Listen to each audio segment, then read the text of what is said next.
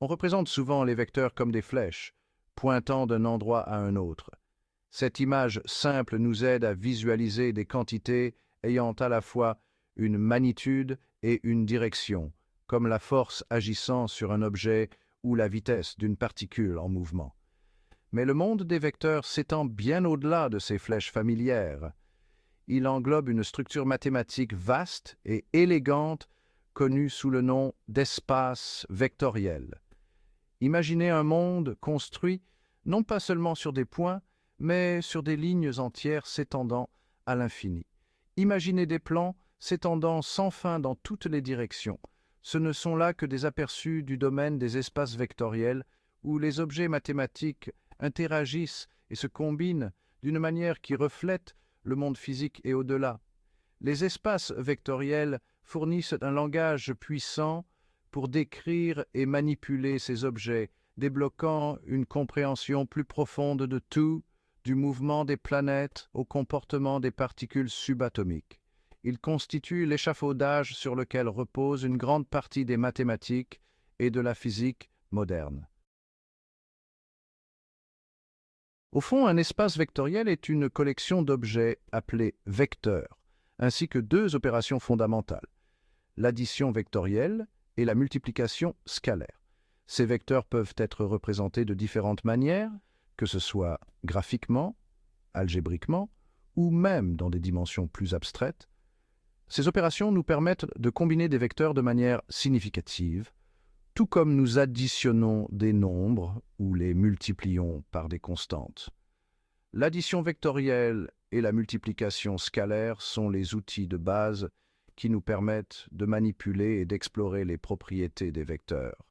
L'addition vectorielle combine deux vecteurs pour produire un nouveau vecteur, capturant l'idée de combiner des forces ou des déplacements. Par exemple, si vous avez deux vecteurs représentant des forces, leur somme vectorielle représente la force totale résultante.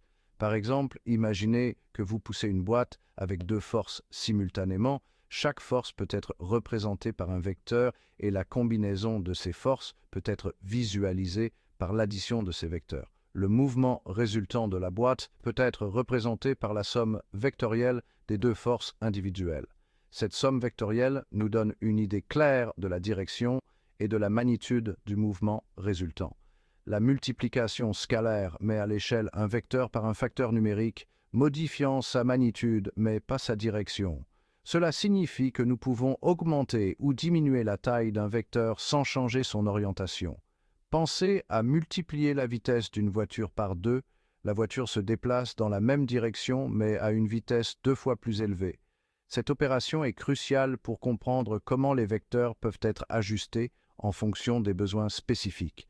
Ces opérations simples, combinées à un ensemble de propriétés définissantes, constituent le fondement des espaces vectoriels. Les propriétés incluent des concepts tels que la commutativité, l'associativité et l'existence d'un vecteur nul et d'un vecteur opposé. Elles fournissent des règles du jeu, dictant la façon dont les vecteurs interagissent et donnant naissance à la riche structure qui rend les espaces vectoriels si puissants. Ces règles permettent aux mathématiciens et aux scientifiques de modéliser et de résoudre des problèmes complexes dans divers domaines, allant de la physique à l'économie. Tout comme un jeu a des règles, les espaces vectoriels ont des axiomes, des propriétés fondamentales qui doivent être vraies. Ces axiomes garantissent que nos opérations d'addition vectorielle et de multiplication scalaire se comportent de manière cohérente et prévisible. Un axiome crucial est l'associativité, qui stipule que l'ordre dans lequel nous ajoutons les vecteurs n'a pas d'importance. De même, la distributivité garantit que la multiplication scalaire interagit harmonieusement avec l'addition vectorielle. Nous exigeons également l'existence d'un vecteur nul qui agit comme le nombre zéro en addition. L'ajouter à un vecteur quelconque laisse le vecteur inchangé. Et pour chaque vecteur, il doit exister un vecteur opposé, tel que leur somme soit le vecteur nul. Ces axiomes peuvent sembler évidents, voire triviaux, mais ils constituent le fondement sur lequel repose tout l'édifice des espaces vectoriels. Ils garantissent que nos manipulations mathématiques sont logiquement solides et que les résultats que nous obtenons ont un sens et une signification. Section 4. Mélanger et assortir, combinaison linéaire et indépendance. Armés des opérations d'addition vectorielle et de multiplication scalaire, nous pouvons combiner des vecteurs d'innombrables façons, créant de nouveaux vecteurs qui vivent dans le même espace vectoriel. Ces opérations sont fondamentales pour comprendre comment les vecteurs interagissent et se transforment. Ces combinaisons, formées en ajoutant des multiples scalaires de vecteurs, sont appelées combinaisons linéaires. Elles nous permettent de créer des vecteurs qui peuvent être utilisés pour représenter des concepts complexes dans divers domaines scientifiques et techniques. Pensez au mélange de différentes couleurs de peinture. Chaque couleur primaire peut être vue comme un vecteur et en les combinant, nous pouvons créer une variété infinie de nouvelles teintes. En combinant les couleurs primaires dans diverses proportions, nous pouvons créer une palette infinie de nouvelles nuances. De la même manière, en combinant des vecteurs, nous pouvons générer une multitude de nouveaux vecteurs dans un espace vectoriel. De même, les combinaisons linéaires nous permettent d'exprimer des vecteurs comme des mélanges d'autres vecteurs, révélant des relations et des dépendances cachées.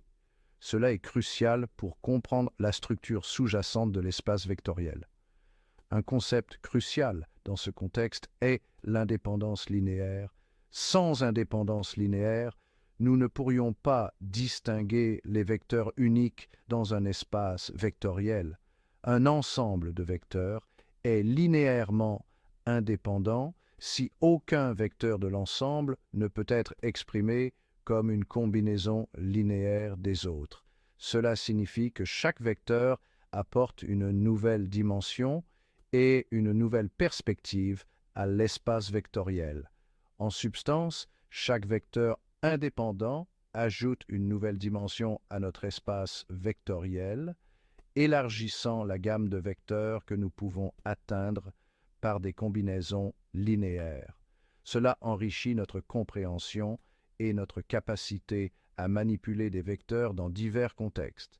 Comprendre les combinaisons linéaires et l'indépendance est essentiel pour libérer tout le potentiel des espaces vectoriels. Ces concepts sont la clé pour résoudre des problèmes complexes en mathématiques, en physique et en ingénierie. Cela nous permet de décomposer des vecteurs complexes en composantes plus simples, d'analyser leurs relations et de construire un cadre pour comprendre la structure de l'espace lui-même. En maîtrisant ces concepts, nous pouvons mieux appréhender et manipuler les espaces vectoriels pour diverses applications pratiques et théoriques. Section 5. Une fondation sur laquelle bâtir, base et dimension. Dans cette section, nous allons explorer les concepts fondamentaux qui sous-tendent la structure des espaces vectoriels. Imaginez que vous construisez une maison. Vous avez besoin d'une base solide pour que la structure soit stable et durable. Vous ne commenceriez pas par empiler au hasard des briques les unes sur les autres. Cela ne donnerait pas une structure stable et cohérente. Vous commenceriez par poser des fondations solides, une charpente qui assure la stabilité et définit la forme de la maison. Cette fondation est essentielle pour la construction. Dans le monde des espaces vectoriels, les concepts de base et de dimension jouent un rôle similaire. Ils fournissent la structure nécessaire pour comprendre et manipuler ces espaces. Une base pour un espace vectoriel est un ensemble de vecteurs linéairement indépendants qui peuvent être combinés pour générer tout autre vecteur dans cet espace. Ces vecteurs de base sont les éléments constitutifs de l'espace. Il s'agit d'un ensemble minimal de blocs de construction qui couvrent tout l'espace, nous permettant d'exprimer chaque vecteur comme une combinaison linéaire unique de ces vecteurs de base. Cela signifie que chaque vecteur dans l'espace peut être décrit précisément par ces vecteurs de base. Le nombre de vecteurs dans une base détermine la dimension de l'espace vectoriel. La dimension est une mesure de la taille de l'espace en termes de nombre de directions indépendantes. Par exemple, un plan, comme la surface d'une table, est bidimensionnel, car tout point du plan peut être atteint en se déplaçant dans deux directions indépendantes. Ces deux directions définissent la dimension du plan. La base et la dimension d'un espace vectoriel constituent un moyen fondamental de caractériser sa taille et sa structure. Ils nous permettent de comprendre comment l'espace est construit et comment il peut être utilisé.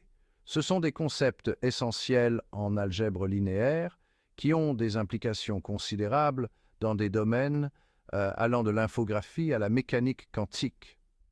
La compréhension de ces concepts est cruciale pour de nombreuses applications pratiques et théoriques.